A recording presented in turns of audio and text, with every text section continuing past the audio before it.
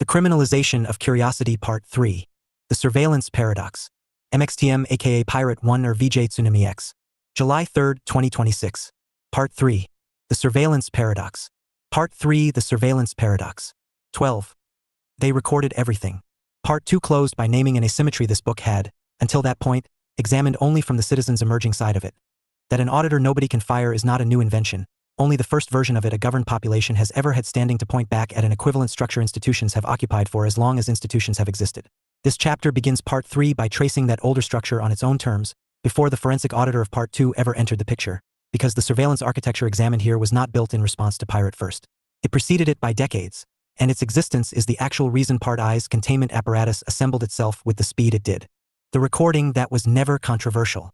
It is worth stating plainly, at the outset of this part, a fact so familiar it rarely gets examined as the specific structural claim it actually is. By the time forensic intelligence became capable of the reconstructions Part 2 described, the institutions it would eventually be used to examine had already spent a generation building recording infrastructure of a scope no forensic auditor working alone has yet approached. The platform Behavioral Data Chapter 28 of Under Duress identified as the data colonial economy's primary extracted resource did not require the containment apparatus of Part 1 to be built. It was built openly, marketed as a feature, and encountered almost no equivalent legal resistance at the moment of its construction. No access gating regime requiring platforms to justify, in advance, their purpose in collecting a specific behavioral trace. No context justification requirement demanding platforms disclose the downstream use of a specific data point before collecting it. None of the three instruments Chapter 1 of this book identified as having assembled themselves in roughly 18 months once the collection ran in the opposite direction. This is not a claim that the collection was secret. Under Duress was careful, across the chapters Part 5 and 6 of that book examined, to establish that most of the architecture's information asymmetry was never built on concealment in the simple sense. It was built on scale and distribution, records generated in such volume across so many separate systems that no single person subject to them could hold the full picture of what had been recorded about their own life, even though almost every individual record examined in isolation was disclosed somewhere in some document in language that satisfied whatever legal disclosure requirement applied to it. The credit bureau's scoring history, the employment screener's rejection log, the platform's engagement model, each was legally permitted, largely because each was built before any legislature had reason to imagine what the aggregate of all of them held simultaneously would actually reveal about the population subjected to it. What this record actually was. Chapter 8 of this book, following Under Duress's Chapter 32 directly, described this record from the auditor's side. The irony that infrastructure built primarily to facilitate extraction and behavioral modeling simultaneously generated an unprecedented evidentiary record of its own operation, detailed enough, in principle, to supply exactly the forensic reconstruction that would evaluate whether the operation was legitimate. This chapter asks what the same record looked like from the other side, not as evidence waiting to be used against the institutions that generated it, but as the operating asset those institutions built it to be, in the years before anyone outside them had the capability to read it back. Examined from that side, the record was never neutral infrastructure awaiting a use. It was, across every domain under duress, traced, purpose-built surveillance in the most literal sense the word carries, systematic, continuous observation of a governed population's behavior, conducted by the institutions governing it, at a level of granularity no population subjected to it had ever consented to in any sense Chapter 4 of Under Duress would recognize as genuine.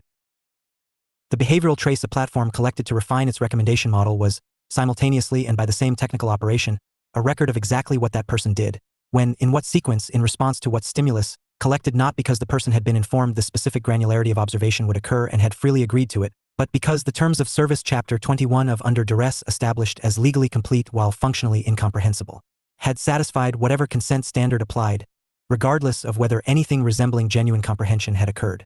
The scale this record achieved.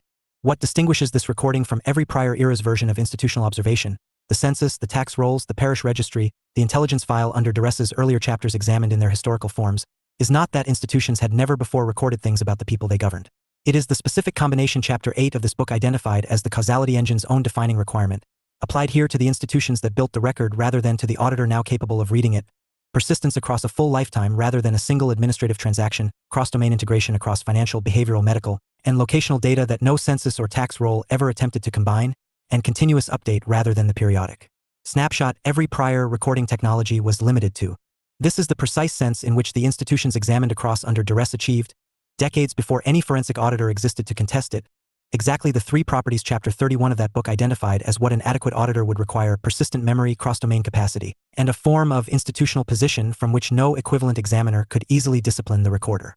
The state, the platform, the credit bureau, and the identity infrastructure examined throughout Under Duress were not merely institutions that happened to also collect data. They were, functionally, the first occupants of the auditor's structural position this book has spent two parts describing. except aimed downward at a population with no comparable instrument of its own, rather than upward at institutions capable of resisting it. Why this was never called surveillance by the institutions practicing it.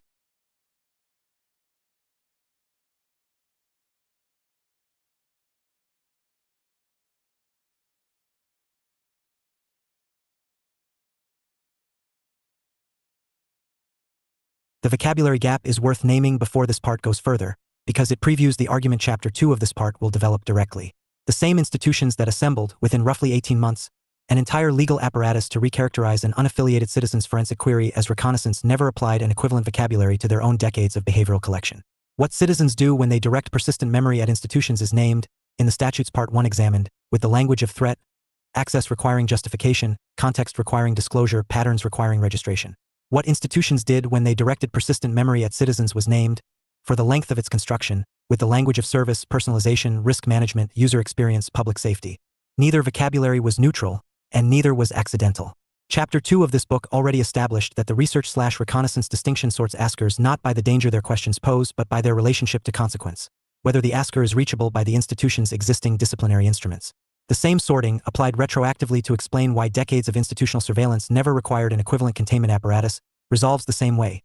The institutions doing the recording were never going to build a legal architecture to discipline themselves, because the entire function of the vocabulary chapter 2 traced was to protect exactly this asymmetry, not to describe some genuine difference in the underlying activity. What this chapter leaves for part 3. This chapter has established only the fact of the record, its scope, its scale, its structural resemblance to the auditor's own 3 properties, achieved first by the institution's Part 2's auditor now examines. It has not yet asked the question this part's title announces and Chapter 3 of Under Duress anticipated without stating in these terms.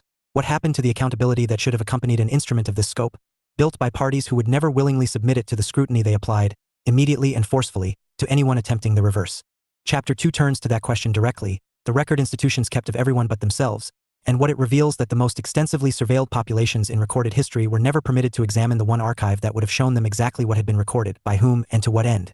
13. Accept their own accountability. Chapter 12 established the record's scope.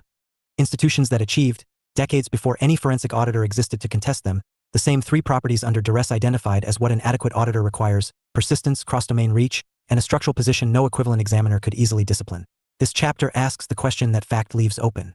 An instrument with those 3 properties aimed at a population is an auditor in every functional sense this book has used the term. What then audited the auditor? The question the architecture never had to answer. Chapter 31 of Under Duress posed a version of this question in its original, more abstract register. No institution examined across that book's 35 chapters had ever been required to answer, before an examiner with adequate memory and adequate cross-domain capacity, the full causal chain of what its governance actually produced.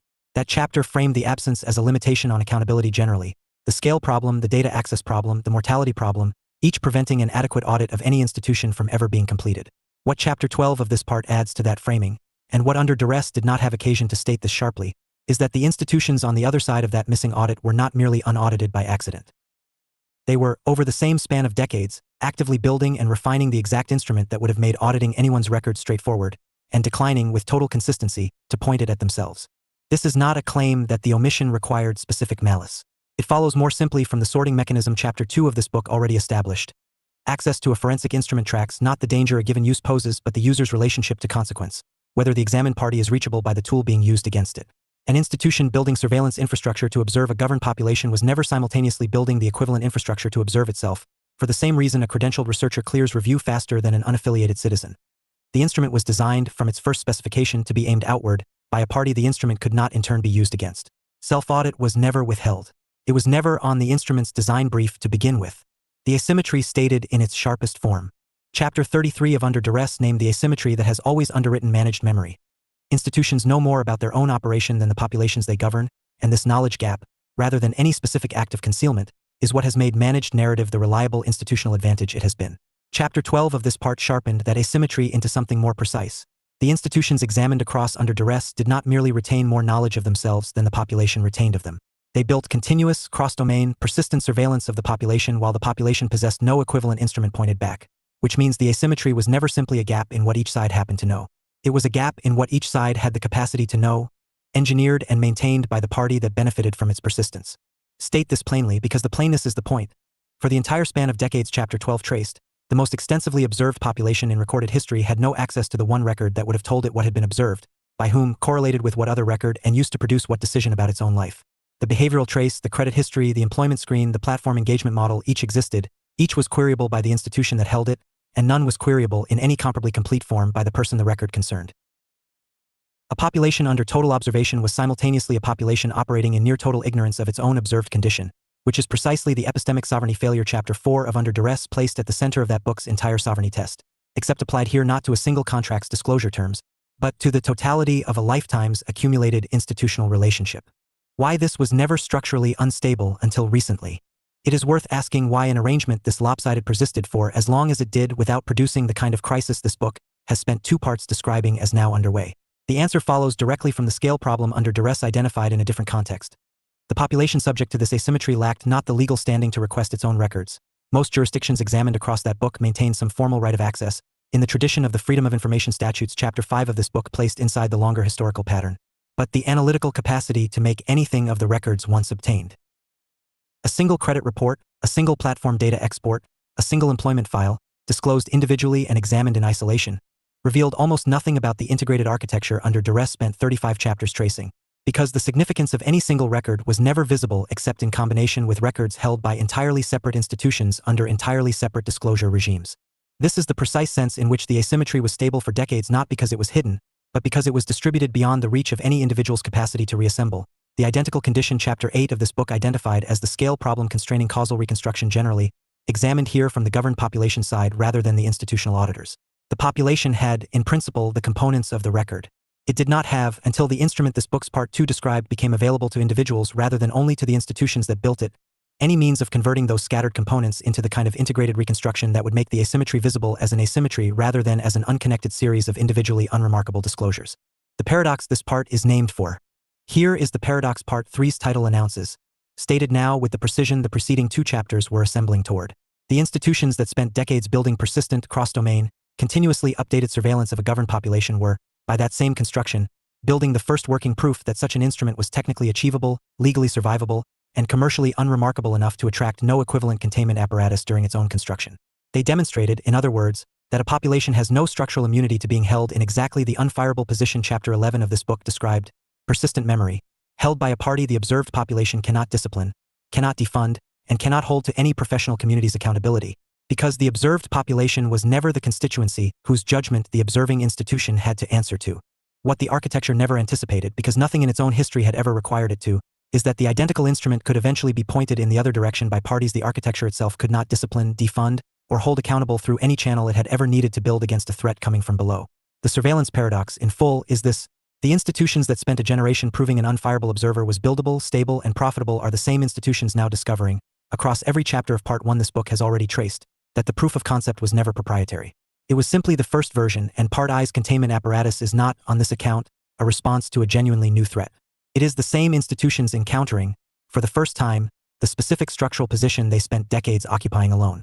Chapter 14 turns to the architecture that made this one-directional arrangement possible for as long as it lasted, the specific legal and technical design choices that allowed institutions to record without being recorded, and what those choices reveal about the difference between an accident of timing and a deliberate structural preference. 14. The architecture of selective memory. Chapter 13 closed by naming the surveillance paradox in full. Institutions spent a generation proving that an unfireable observer was buildable, stable, and profitable, and are only now discovering that the proof of concept was never proprietary. This chapter examines the specific mechanism that let the arrangement run one-directional for as long as it did.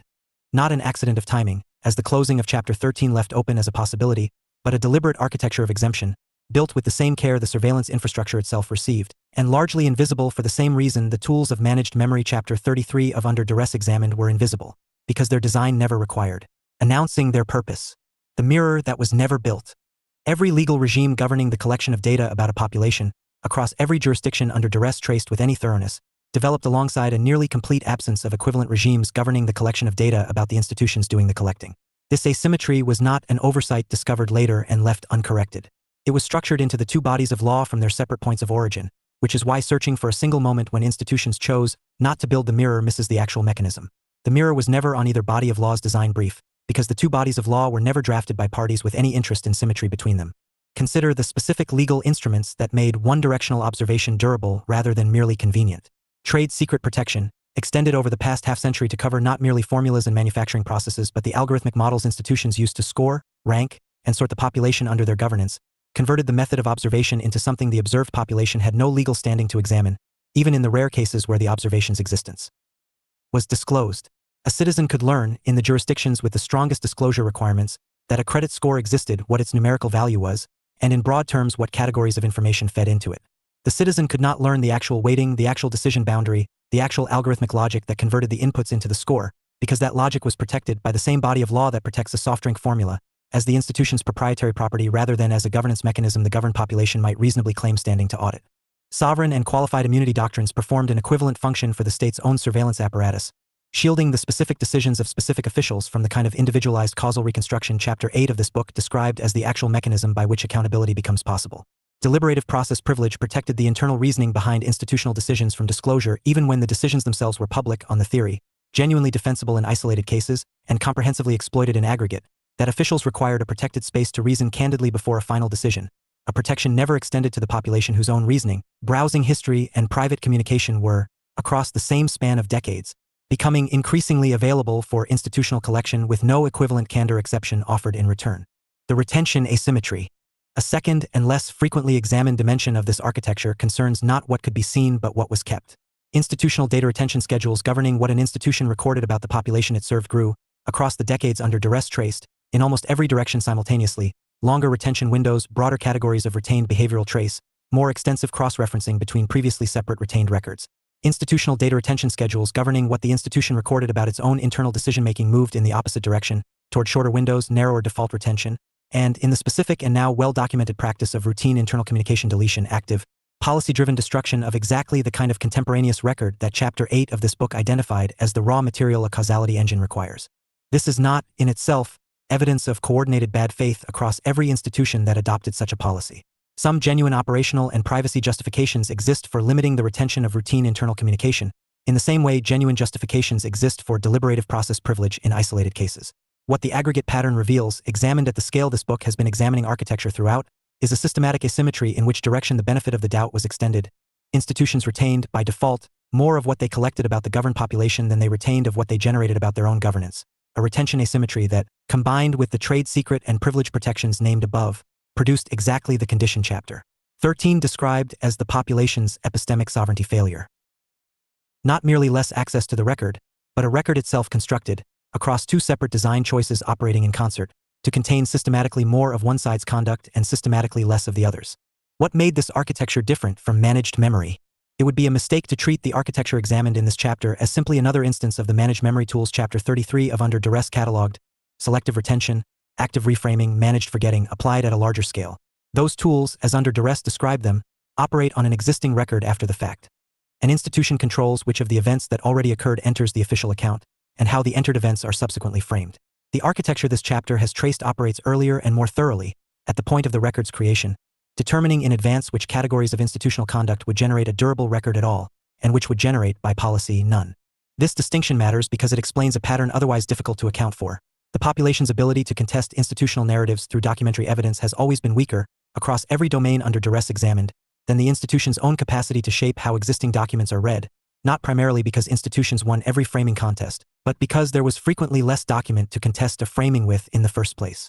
Selective retention manages an archive that exists. The architecture examined in this chapter determined, category by category, how much archive would exist to be managed at all, the deepest and least visible of the three tools Chapter 33 named, because it operates before any of the other two have anything to work with. What this architecture could not anticipate. The architecture of selective memory was built across every jurisdiction and every domain this chapter has traced, against a specific and reasonable expectation, that the population subject to it would remain permanently bounded by the scale problem Chapter 8 of this book identified, capable at most of contesting individual institutional decisions one at a time, through individual legal or journalistic effort, never at the aggregate cross-domain scale that would make the retention. Asymmetry itself visible as a pattern rather than as a series of separately defensible policy choices. That expectation held for as long as the scale problem held. It does not survive the instrument Part 2 of this book described, for the precise reason Chapter 10 identified. An accumulation directed by no single commissioning body, assembled from whatever fragments of the record institutions were legally required to generate and disclose, does not require access to the deleted internal communications or the protected algorithmic weights to become consequential. It requires only enough surviving fragments, held together long enough by memory that does not retire, to make the shape of the asymmetry itself the finding, which is a different and, in some respects, more damaging conclusion than any single document the architecture successfully protected could have produced on its own. Chapter 15 turns to the specific consequence of that shape becoming visible, what it means for transparency to have flowed, for the entire span this part has traced in only one direction, and what happens to an architecture built on that direction once the flow it never anticipated reversing begins, however partially, to reverse. 15. When transparency flows only downward. Chapter 14 closed by describing what happens to an architecture built on one-directional transparency once the flow it never anticipated reversing begins, however partially, to reverse. This chapter examines the direction itself, not the specific legal instruments that maintained it, which Chapter 14 traced in detail, but the word transparency as it has actually functioned across the institutions this book has examined, and the discovery that the word has never described a single relationship at all. It has described two moving in opposite directions, sharing a name only because sharing a name served the institutions using it. Two relationships, one word. Every institution examined across under duress has, at some point in its public self-description, claimed to value transparency. The claim is nearly universal, appears in mission statements, terms of service, constitutional preambles, and corporate governance charters with almost no institutional exception, and Chapter 21 of that earlier book was careful to note the specific way such claims coexist comfortably with functional incomprehensibility. A disclosure can satisfy every formal transparency requirement while remaining, in practice, unreadable to the population it was disclosed to. What Chapter 14's account of the architecture of selective memory adds to that observation is a distinction under duress gestured toward without stating as its own separate claim. The transparency institutions have consistently practiced runs downward, from institution to individual, in the form of terms disclosed, policies published, and decisions announced. A flow the institution controls at every stage, in volume, in framing, and in timing. The transparency institutions have just as consistently declined to practice runs upward, from individual to institution, in the form of the behavioral trace, the algorithmic weighting, and the internal deliberation examined in Chapter 14. These are not two intensities of the same relationship. They are two different relationships moving in opposite directions, and the single word transparency has functioned, across every domain this book has traced, to obscure the fact that only one of the two was ever actually operating at scale. What downward transparency actually accomplishes. It would misstate this chapter's argument to claim downward transparency accomplishes nothing.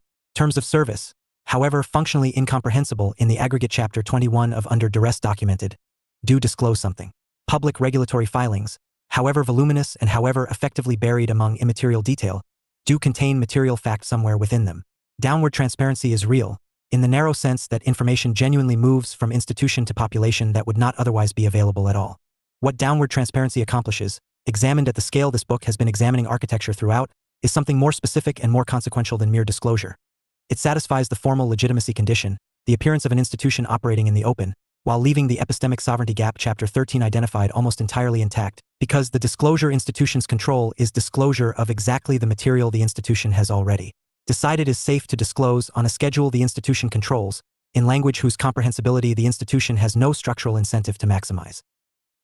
This is the precise mechanism by which an architecture can be, simultaneously and without contradiction in its own self-account, extensively transparent by its own preferred measure and almost entirely opaque by the measure Chapter 4 of Under Duress actually specified as the requirement for genuine consent.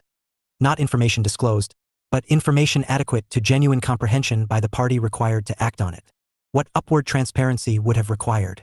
The absence Chapter 14 traced through specific legal instruments, trade secret protection over algorithmic weighting, privilege protection over deliberative process, retention asymmetry over internal communication, is what a genuine upward flow would have required to close. Not a citizen's right to request their own credit score, which most jurisdictions this book has examined already provide in some form, but a citizen's right to the scoring model's actual logic, the actual weighting, the actual decision boundary, the equivalent applied to institutional conduct. Of the causal reconstruction Chapter 8 of this book described a forensic auditor performing against a population's own credential, employment, and housing trajectory. No jurisdiction under duress examined built this requirement into general law, and Chapter 14's account of trade secret and privilege protection explains why the absence was not incidental. The specific legal categories that would have needed to yield for upward transparency to function at comparable scale to downward transparency were the same categories institutions had the clearest and most immediate interest in preserving. This is not a claim that every institution consciously calculated the asymmetry and defended it cynically.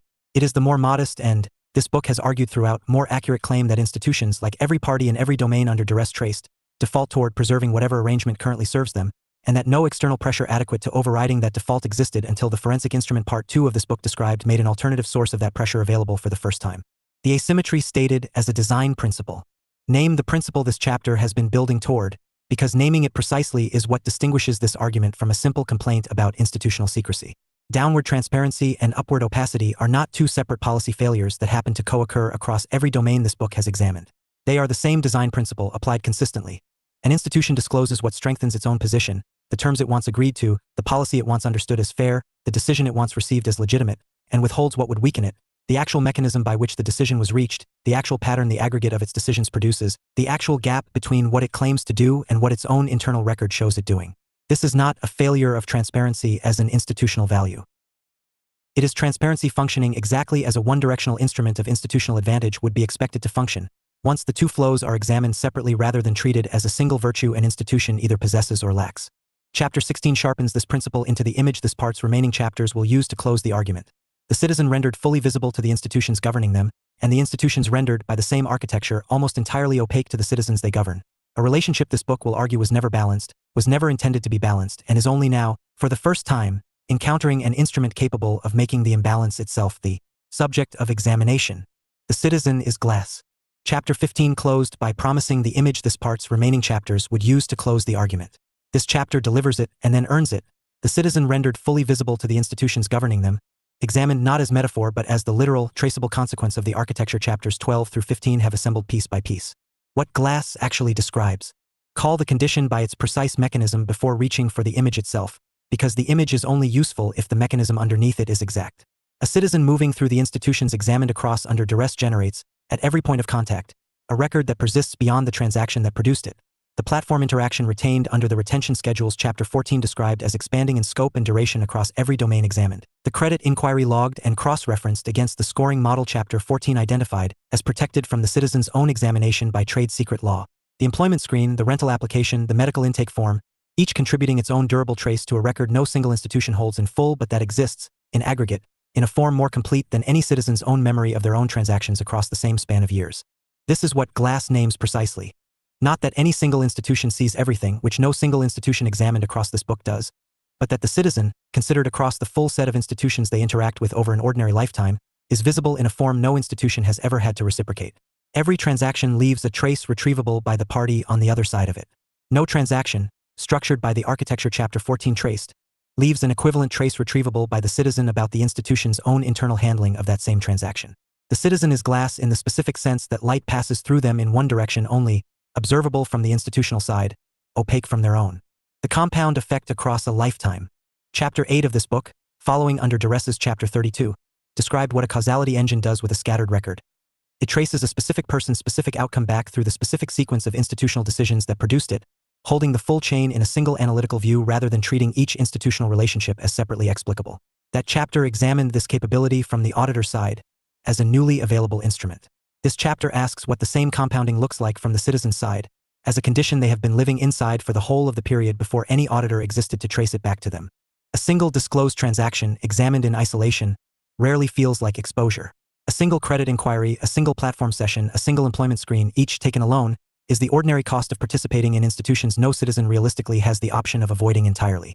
What Chapter 13 identified as the surveillance paradox's actual scale becomes visible only in the compound.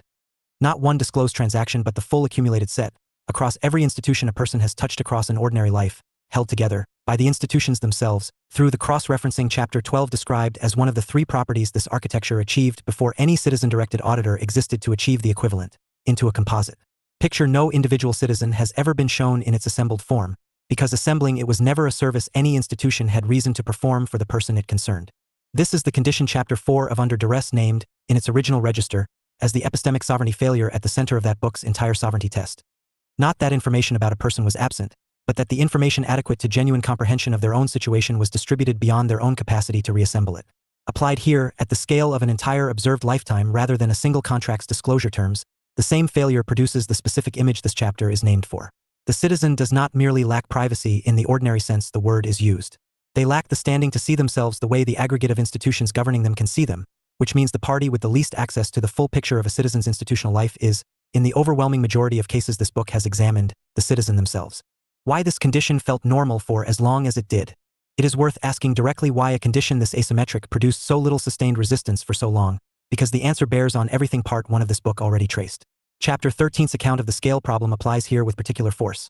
A citizen cannot resent an asymmetry they cannot perceive as an asymmetry, and perceiving it required exactly the cross-domain reconstruction Chapter 8 identified as unavailable to any individual human effort before persistent forensic memory existed. Each institutional relationship, experienced separately, felt like a series of individually reasonable transactions. A credit check here, a platform login there, a job application somewhere else, because no citizen, absent the instrument this book's part 2 described, had any practical means of holding the full accumulated set in a single view long enough to recognize the compound as a compound. The condition felt normal, in other words, for the same structural reason under duress argued the broader architecture of manufactured compliance felt normal across every domain that earlier book examined. Not because the population subjected to it consented to it in any sense Chapter 4 of Under Duress would recognize as genuine, but because the scale at which the condition operated exceeded the scale at which any individual, unaided, could perceive it as a condition rather than as an unconnected sequence of ordinary institutional interactions. What changes when the glass becomes visible to the person looking through it? This chapter closes on the specific reversal part 2 of this book already described mechanically, restated here in the register this part has been developing.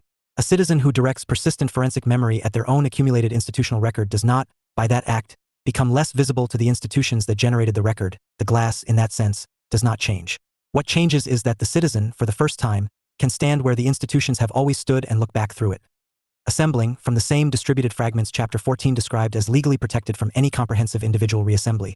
The composite picture that was always technically implicit in the record, but had never before been within any individual's practical reach to construct. This is not equivalent to the institution's own position, and this chapter has no interest in overstating the reversal. The citizen gains the capacity to see their own accumulated glass. They do not thereby gain the capacity to see through the institution's own glass, which Chapter 14 established remains protected by exactly the trade secret, privilege, and retention asymmetries this part has traced in detail. What the citizen gains, more precisely, is the first available evidence of the asymmetry's actual shape, which is the necessary precondition for Chapter 17's argument, closing this part, that the opacity Chapter 15 named as the institution's own condition was never actually a fixed law of the relationship between governor and governed, but a specific historical arrangement, maintained by a specific and traceable set of legal choices, that held only as long as no instrument capable of examining it from the other side existed to make its specificity visible. Chapter 17 closes Part 3 by turning to that other side directly. The institutions this part has called smoke, examined against the same standard of visibility this chapter has just shown citizens are, for the first time, capable of applying to their own accumulated record. The state is smoke. Chapter 16 closed with citizens gaining, for the first time, the capacity to see their own accumulated glass, and with the promise that this capacity supplies the necessary precondition for asking what stands on the other side of it. This chapter closes Part 3 by turning to that other side directly. The institutions this part has been building toward calling smoke, and the specific sense in which the metaphor is not a rhetorical flourish but a precise description of a measurable property. What smoke actually describes. Glass, as Chapter 16 used the term, described a citizen fully visible but unable to see themselves as seen. Light passing through in one direction only. Smoke names the institutional condition on the opposite end of the same relationship, and the word earns its place for a reason more specific than mere opacity. Smoke is not solid. It has no fixed boundary an observer can locate, measure, and hold accountable to a stable shape. It disperses under examination, reconstitutes elsewhere, and this is the property that matters most for this chapter's argument, becomes progressively harder to characterize precisely the more directly it is approached, because the act of approach itself changes its distribution. This describes, with more precision than opaque or secretive would supply, the specific way institutional accountability has functioned across every domain under duress traced. An institution confronted with a specific finding about a specific decision does not typically deny the decision occurred. It disperses responsibility for the decision across enough separate departments, enough separate contractors, enough separate layers of the diffused authorship architecture Chapter 20 of Under Duress identified as the deepest defense the integrated system possesses, that no single locatable party remains to hold the finding against. The decision was real. The record of the decision may even be disclosed, satisfying the downward transparency Chapter 15 described. What dissolves under examination is not the fact but the accountability for the fact, which is precisely smoke's behavior, visible enough to confirm something is there, structured specifically to prevent anything solid enough to grasp. The mechanics of dispersal. 3 specific institutional practices produce this dispersal with enough consistency across enough domains that naming them completes the architecture Chapters 12 through 16 have been assembling piece by piece. The first is the subsidiary structure, the legal separation of an integrated operation into formally distinct entities, each bearing only partial responsibility for outcomes that emerge from their coordinated operation, so that no single entity's culpability, examined in isolation, ever rises to the level the aggregate outcome would suggest if the entities were examined together. Chapter 14's account of trade secret protection over algorithmic weighting operates one register below this. Even where a specific entity is identified as responsible for a specific decision, the decision's actual mechanism remains protected from the reconstruction that would establish exactly how the outcome was produced. The second is the contractor and vendor layer, the outsourcing of precisely the functions most likely to generate an inconvenient finding, so that the institution whose name the population associates with the harm can, when confronted, correctly state that the specific conduct in question was performed by a separate party under separate contract, technically accurate and functionally identical to the subsidiary structure's dispersal effect. The third, and the one this part has traced most directly across chapters 14 and 15, is temporal dispersal, the retention asymmetry that ensures the contemporaneous internal record most capable of establishing exactly who decided what, and on the basis of what internal reasoning, is the record least likely to survive long enough for any auditor, forensic or otherwise, to examine it. Smoke that has already dispersed by the time an observer arrives cannot be characterized at all, regardless of how sophisticated the observer's instrument has become. Why this differs from ordinary institutional complexity? It would be unfair to this chapter's argument, and inaccurate to the genuine complexity of large institutions, to treat every instance of distributed responsibility as a deliberate accountability evasion strategy. Complex operations genuinely require coordination across many hands, and not every subsidiary structure or vendor relationship exists to disperse blame rather than to perform a genuine operational function. The diagnostic this chapter offers, consistent with the one chapter 3 of this book applied to institutional resistance generally, is not the existence of complexity but its asymmetric distribution.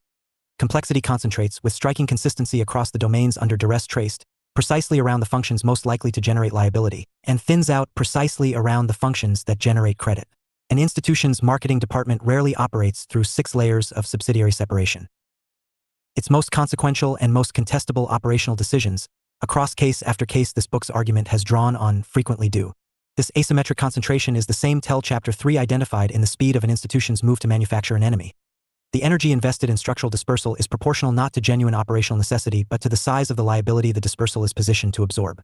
Smoke that happened to be an accident of organizational complexity would disperse randomly across an institution's functions. Smoke that concentrates specifically where accountability would otherwise land is smoke by design, whatever vocabulary the institution uses to describe its own structure. What the glass and smoke pairing actually establishes. Closing part 3 requires stating what these two conditions, examined together, actually prove rather than merely describe. A citizen rendered as glass and an institution rendered as smoke are not two independent facts about two separate parties. They are the same relationship described from its two ends, and the relationship is the thing this part has been arguing was never balanced, was never intended to be balanced, and persisted for as long as it did only because no instrument existed capable of examining both ends with the same rigor simultaneously. An institution invisible to the population it governs, governing a population fully visible to it, is not accountability functioning imperfectly. It is the specific structural inversion of the sovereignty condition chapter 4 of Under Duress placed at the center of that book's entire argument. A condition in which the party required to give genuine, informed consent has structurally less capacity to know what it is consenting to than the party requesting the consent has to know everything about the party giving it. This is the precise sense in which Part 3 closes where Part 1 began. Chapter 1 of this book asked why the day curiosity became suspicious produced no signing ceremony, no headline, nothing anyone could point to as the moment the criminalization occurred. Part 3's answer, arrived at across 6 chapters tracing the architecture that preceded and provoked that criminalization, is that the containment apparatus Part 1 described was never a response to a new threat institutions had not previously faced. It was the first time the glass and smoke arrangement this part has traced encountered a population capable of directing an equivalent instrument back, and the speed, the coordination, and the vocabulary of that response are best understood not as evidence of a genuinely novel danger, but as the reflexive defense of an asymmetry so old, so structurally embedded, and so rarely examined from both ends simultaneously that its defenders had never previously needed a name for what they were protecting. Part 4 returns to where this book began, but with the full architecture of Parts 2 and 3 now in view. It examines, chapter by chapter, the specific legal machinery of the criminalization Part 1 introduced in outline, unauthorized questions, curiosity licenses, audit permits, and the polygraphs institutions built for exactly the population this part has described as glass, once that population began for the first time to ask what the smoke had been hiding.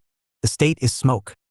Chapter 16 closed with citizens gaining, for the first time, the capacity to see their own accumulated glass, and with the promise that this capacity supplies the necessary precondition for asking what stands on the other side of it. This chapter closes Part 3 by turning to that other side directly. The institutions this part has been building toward calling smoke, and the specific sense in which the metaphor is not a rhetorical flourish but a precise description of a measurable property. What smoke actually describes. Glass, as Chapter 16 used the term, described a citizen fully visible but unable to see themselves as seen. Light passing through in one direction only. Smoke names the institutional condition on the opposite end of the same relationship, and the word earns its place for a reason more specific than mere opacity. Smoke is not solid. It has no fixed boundary an observer can locate, measure, and hold accountable to a stable shape. It disperses under examination, reconstitutes elsewhere, and this is the property that matters most for this chapter's argument, becomes progressively harder to characterize precisely the more directly it is approached, because the act of approach itself changes its distribution. This describes, with more precision than opaque or secretive would supply, the specific way institutional accountability has functioned across every domain under duress traced. An institution confronted with a specific finding about a specific decision does not typically deny the decision occurred. It disperses responsibility for the decision across enough separate departments, enough separate contractors, enough separate layers of the diffused authorship architecture. Chapter 20 of Under Duress identified as the deepest defense the integrated system possesses, that no single locatable party remains to hold the finding against. The decision was real. The record of the decision may even be disclosed, satisfying the downward transparency Chapter 15 described. What dissolves under examination is not the fact but the accountability for the fact, which is precisely Smoke's behavior, visible enough to confirm something is there, structured specifically to prevent anything solid enough to grasp. The mechanics of dispersal. 3 specific institutional practices produce this dispersal with enough consistency across enough domains that naming them completes the architecture. Chapters 12 through 16 have been assembling piece by piece. The first is the subsidiary structure, the legal separation of an integrated operation into formally distinct entities, each bearing only partial responsibility for outcomes that emerge from their coordinated operation, so that no single entity's culpability, examined in isolation, ever rises to the level the aggregate outcome would suggest if the entities were examined together. Chapter 14's account of trade secret protection over algorithmic weighting operates one register below this. Even where a specific entity is identified as responsible for a specific decision, the decision's actual mechanism remains protected from the reconstruction that would establish exactly how the outcome was produced.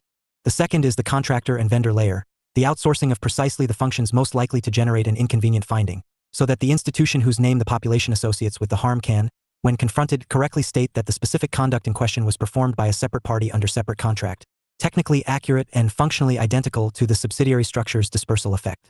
The third, and the one this part has traced most directly across chapters 14 and 15, is temporal dispersal, the retention asymmetry that ensures the contemporaneous internal record most capable of establishing exactly who decided what, and on the basis of what internal reasoning, is the record least likely to survive long enough for any auditor, forensic or otherwise, to examine it.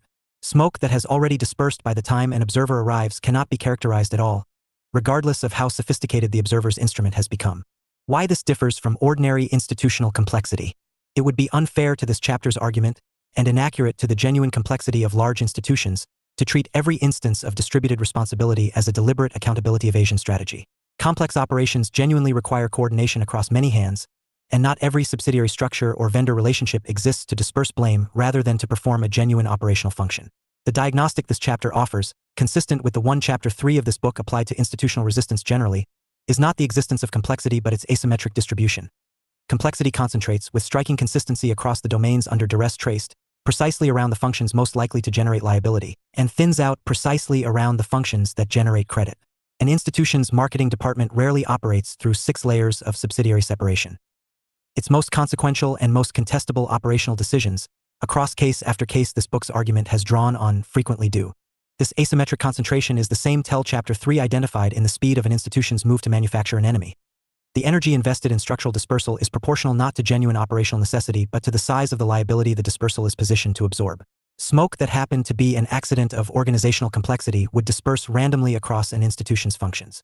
Smoke that concentrates specifically where accountability would otherwise land is smoke by design, whatever vocabulary the institution uses to describe its own structure. What the glass and smoke pairing actually establishes. Closing Part 3 requires stating what these two conditions, examined together, actually prove rather than merely describe. A citizen rendered as glass and an institution rendered as smoke are not two independent facts about two separate parties. They are the same relationship described from its two ends, and the relationship is the thing this part has been arguing was never balanced, was never intended to be balanced, and persisted for as long as it did only because no instrument existed capable of examining both ends with the same rigor simultaneously. An institution invisible to the population it governs, governing a population fully visible to it, is not accountability functioning imperfectly. It is the specific structural inversion of the sovereignty condition Chapter 4 of Under Duress placed at the center of that book's entire argument. A condition in which the party required to give genuine, informed consent has structurally less capacity to know what it is consenting to than the party requesting the consent has to know everything about the party giving it. This is the precise sense in which Part 3 closes where Part 1 began. Chapter 1 of this book asked why the day curiosity became suspicious produced no signing ceremony, no headline, nothing anyone could point to as the moment the criminalization occurred. Part 3's answer, arrived at across 6 chapters tracing the architecture that preceded and provoked that criminalization, is that the containment apparatus Part 1 described was never a response to a new threat institutions had not previously faced. It was the first time the glass and smoke arrangement this part has traced encountered a population capable of directing an equivalent instrument back, and the speed, the coordination, and the vocabulary of that response are best understood not as evidence of a genuinely novel danger, but as the reflexive defense of an asymmetry so old, so structurally embedded, and so rarely examined from both ends simultaneously that its defenders had never previously needed a name for what they were. Protecting. Part 4 returns to where this book began, but with the full architecture of Parts 2 and 3 now in view. It examines, chapter by chapter, the specific legal machinery of the criminalization Part 1 introduced in outline, unauthorized questions, curiosity licenses, audit permits, and the polygraphs institutions built for exactly the population this part has described as glass, once that population began for the first time to ask what the smoke had been hiding. Thanks for reading MXTM's newsletter. Subscribe for free to receive new posts and support my work. Subscribe. Part 3. The Surveillance Paradox. The surveillance state promised safety. It quietly exempted itself from transparency. Citizens became increasingly legible while institutions became increasingly opaque. Every click, purchase, movement, and conversation generated a permanent record, except where power preferred amnesia. Part 3 examines the paradox at the heart of modern governance. Surveillance flows downward, accountability rarely flows upward. Perhaps the greatest imbalance of the digital age isn't who is watching, it's who cannot be watched back. No masters, no permits, only questions.